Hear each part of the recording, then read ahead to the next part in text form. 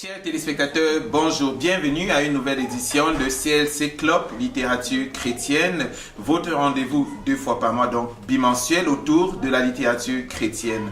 Ce jour, nous avons le privilège d'accueillir avec nous Théophile qui est pasteur et ingénieur. Bonjour Théophile. Bonjour. Nous nous tutoyons parce qu'on se connaît plutôt bien. Ah bonjour. Merci d'avoir accepté notre invitation. Tu as choisi de nous parler aujourd'hui du livre Faire du progrès spirituel, volume 1, du professeur Zacharias Tané Fomon. Exactement. Chers téléspectateurs, nous allons faire une courte pause et nous revenons tout de suite en studio pour la suite de l'entretien. Merci.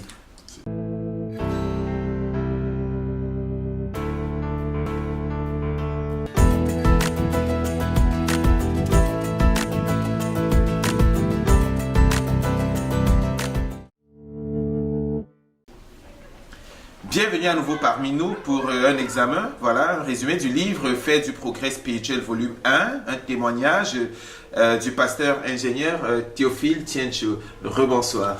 Bonsoir, monsieur. Alors, Théophile, pourquoi est-ce que tu as choisi le livre Fait du progrès spirituel, volume 1 pour cet entretien? Le choix du livre, c'est un livre où je tombe, par la grâce de Dieu, je tombe un jour sur ce livre. Je suis en Allemagne après avoir quitté le Cameroun. C'est un livre qui m'a recadré. J'étais en Allemagne, j'avançais et j'avais tout juste perdu les bases de la vie chrétienne, ce que j'avais appris. Oui. Et ce livre était tout juste comme une boussole et a ramené tout juste les choses à l'eau. D'accord. Le livre a permis de remettre les choses en place. Exactement. Alors, lorsqu'on jette un coup d'œil au livre, on s'aperçoit qu'il a été écrit dans les années 1989 oui. Et que c'est en fait la mise sur papier d'une conférence, d'un séminaire qui a eu lieu en France, c'est bien ça? Exactement, exactement. C'est une retraite du professeur Zach à Rixheim en France, et où il a eu à présenter les bases de la vie chrétienne. D'accord. C'est-à-dire, je peux dire que c'est l'ABC de la vie chrétienne. C'est un livre pour les jeunes croyants, c'est un livre pour le croyant, pour le moyen croyant, c'est un livre pour le vieux croyant. C'est une boussole, ce livre. Super. Alors, lorsque on parcourt le livre, il y a un certain nombre de chapitres. Au départ, chose surprenante, l'auteur parle de l'importance du don à Dieu. Exactement. Est-ce que le don à Dieu est important, est si important que ça pour un jeune croyant? Vous savez, dans notre monde, l'argent est directionnel. Le don de sa personne, il n'y a pas que l'argent, il y a d'abord l'argent, il y a le don de sa personne. L'auteur parle d'abord au départ de l'importance de se donner, de se donner et de donner son argent. Parce que nous pouvons donner beaucoup de choses, mais ce que nous avons de manière quantifiable, c'est notre argent. Et il commence au départ à parler de l'importance de donner. Donner à Dieu, d'accord. Et puis l'auteur parle également de l'importance du fait d'aimer le Seigneur. On pourrait penser de façon facultative que tout croyant forcément aime le Seigneur. A-t-on besoin d'être enseigné sur l'importance du fait d'aimer le Seigneur? Est-il possible d'être croyant, d'être chrétien sans aimer le Seigneur? Exactement. Justement, c'était ça. Lorsque j'entre en contact avec ce livre, je me dis, oh, j'aime le Seigneur, mais quand l'auteur il me présente l'amour du Seigneur pour une femme, Marie de Magdala. J'ai tout juste vu que j'étais un menteur. En fait, il présente tout juste la vie de Marie de Magdala, l'amour qu'elle a eu pour le Seigneur. À partir de l'amour de Marie de Magdala, je me suis dit, oh, je n'aime pas le Seigneur. Donc, à lire le livre et à examiner cet exemple, on s'aperçoit qu'il y a des inconsistances par rapport à l'amour que nous pensons avoir pour le Seigneur et les faits réels. Oui, exactement, parce que... Est-ce qu'on pourrait prendre un exemple? Ça me semble un tout petit peu difficile à cerner. Comment puis-je être chrétien, par exemple, et avoir un amour qui est plutôt superficiel pour le Seigneur? Comment on pourrait situer ça dans un cadre concret? J'allais à l'église. J'avais l'habitude d'aller à l'église. J'aimais beaucoup les choses de Dieu. Et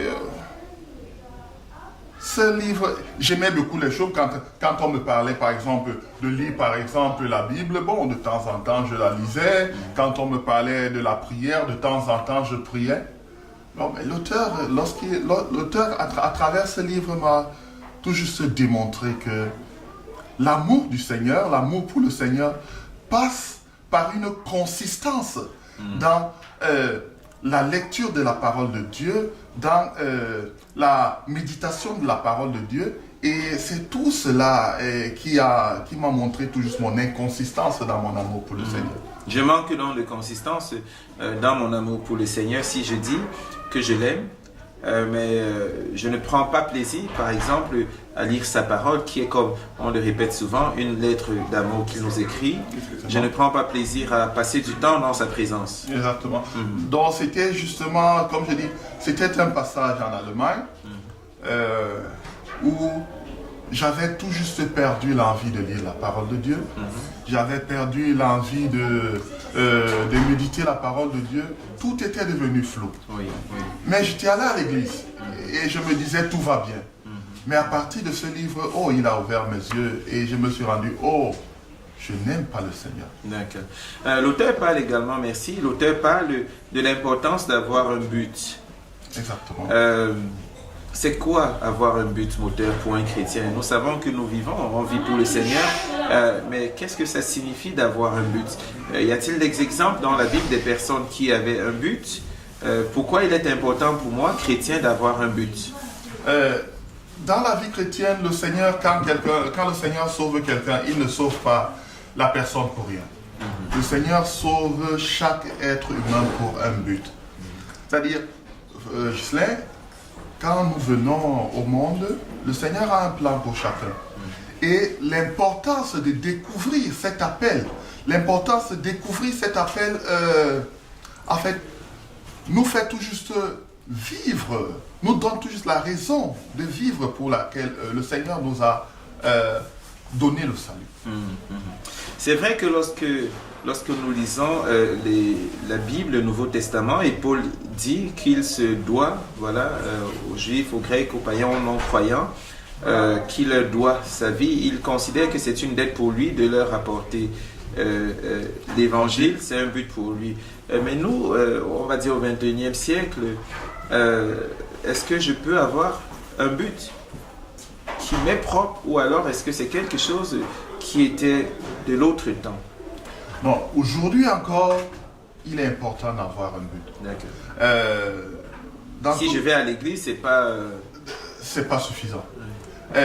Dans toute chose dans la vie, quand je vais au travail, j'ai un but. Quand je me lève pour aller, j'ai un but. Et même dans la vie chrétienne, on a besoin d'un but. Quand les choses ne sont pas mises ensemble, alors on peut faire beaucoup de choses. On peut faire beaucoup de choses et penser que nous sommes en train d'avancer. Être dispersé, exactement. Travailler à gauche, travailler à droite, mais ne rien construire de concret. Exactement. C'est-à-dire, le but met tout juste tout ensemble et c'est à partir de cela nous pouvons construire quelque chose. Et le Seigneur donne à chacun, quand quelqu'un vient au Seigneur, il a un but qu'il devrait découvrir. Une forme de vocation spirituelle. Exactement. Ok, parlant de vocation spirituelle, de but dans la vie chrétienne, on entend dire, lorsqu'on veut avoir un but, poursuivre un but pour un jeune croyant ou un croyant moins jeune, quelquefois, c'est difficile de découvrir le but, sa vocation, son appel. Est-ce qu'on pourrait, à la lecture du livre, avoir quelques informations, quelques aides pratiques pour découvrir son but personnel?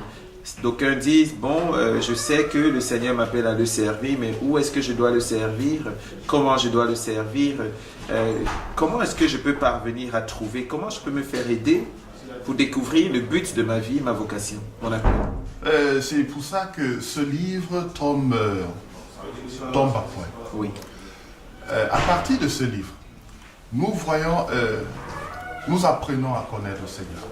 À partir de ce livre, nous allons pas à pas, le pasteur Zacharias Tanefomo, il a commencé dès le départ et il amène le croyant petit à petit, Oui. à grandir dans cet amour pour le Seigneur et à découvrir cet appel que le Seigneur a pour chacun de nous. Oui. Le problème généralement dans la vie chrétienne, c'est tout juste que lorsqu'on est paresseux et l'auteur le fait ressortir dans son livre avec des questions, par exemple à la page 93 de ce livre, je vais dire, par exemple, combien de temps ai-je investi dans le royaume de Dieu l'an passé? Oui. Oh, question difficile. Ce sont des...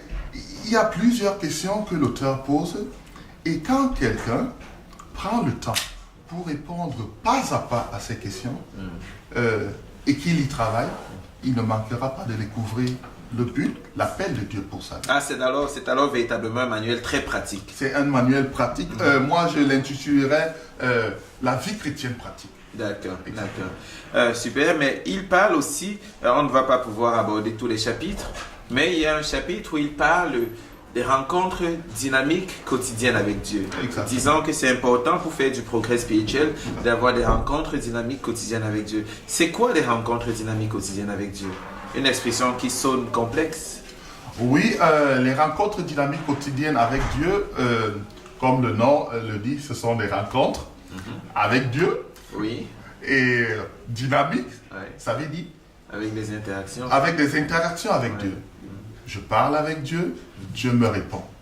Ce livre, Faire du progrès spirituel, je veux dire, ça c'est l'ABC des rencontres dynamiques quotidiennes. J'ai eu à lire toujours un livre du professeur Zacharias Tanefomoun sur rencontres dynamiques quotidiennes, mais je veux dire, ce livre, c'est la simplification même de cela. Ah, d'accord. Il va tout juste pas à pas, et même un enfant de l'école primaire qui a commencé à méditer, à travailler. Comme je dis, c'est un livre pratique.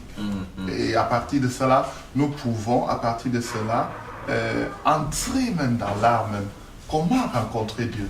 À partir de ce livre, nous avons des éléments de réponse. D'accord, d'accord. Ben, merci. Donc, il y a un livre qui traite plus en détail, plus en profondeur de cet aspect de rencontre dynamique quotidienne avec Dieu. Mais à la lecture de ce livre, on a déjà suffisamment d'éléments pour commencer à méditer dans la parole de Dieu quotidiennement. Exactement. Merci. Ben voilà, merci pour cet entretien. Je vous remercie. Qui se voulait bref, mais qui nous donne un aperçu de ce qui est contenu dans le livre. Bon, comment est-ce que vous aujourd'hui, comment est-ce que toi aujourd'hui, Théophile, tu sers Dieu? Puisque le livre a parlé d'aimer Dieu, le livre a parlé de se donner à Dieu, le livre a parlé de l'importance d'avoir un but. Pour en venir à ton exemple plus précis, comment est-ce que tu sers Dieu aujourd'hui? Comment est-ce que tu investis ta vie dans un but? Pour finir. Merci. Je suis venu en Allemagne pour étudier et je suis devenu ingénieur. Mais le Seigneur a mis dans mon cœur le but, le Seigneur a mis dans mon cœur la passion pour les Allemands. Alors, mon but, je sers le Seigneur dans le nord de l'Allemagne et nous avons pour but de gagner tout le nord de l'Allemagne pour le Seigneur. Et c'est dans ce but que j'investis ma vie. Merci. C'est clair? Et merci vraiment pour cet entretien. Merci de lever un pan de voile sur ta vie personnelle. C'était un honneur de t'avoir avec nous. Merci d'avoir répondu à notre invitation. J'espère et nous espérons, avec toute l'équipe, t'avoir à nouveau bientôt pour une autre expérience autour de la littérature chrétienne. Je te remercie, Seigneur. Voilà, chers téléspectateurs, merci pour avoir passé ce temps avec nous. Merci de nous avoir suivis. Nous vous invitons à prendre le temps, relisez, resuivez l'entretien. Si vous le voulez, vous pouvez y accéder sur YouTube. Vous pouvez, en dessous de cette émission, du lien, vous avez des liens qui vous orientent vers un site où vous pouvez vous procurer le livre dans la langue de votre choix si c'est votre souhait. Merci d'avoir été des nôtres. À très bientôt pour une nouvelle édition de Club Littérature Chrétienne. Au revoir. Au revoir Théophile. Merci.